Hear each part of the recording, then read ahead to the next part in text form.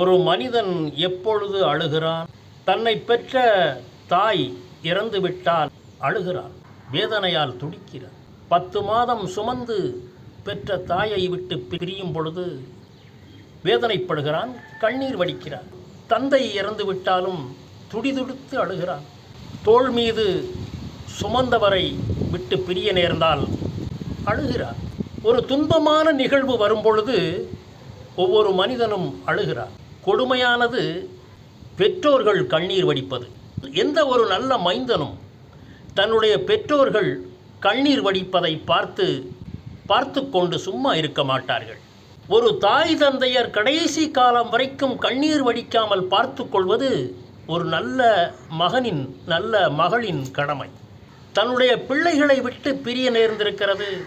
நாம் தனியாக ஒரு குடிலிலே, ஒரு வீட்டிலே அமர்ந்து கொண்டிருக்கிறோமே, பிள்ளைகள் எல்லாம் உதவி செய்யவில்லையே என்று கண்ணீர் வடிப்பார்கள்.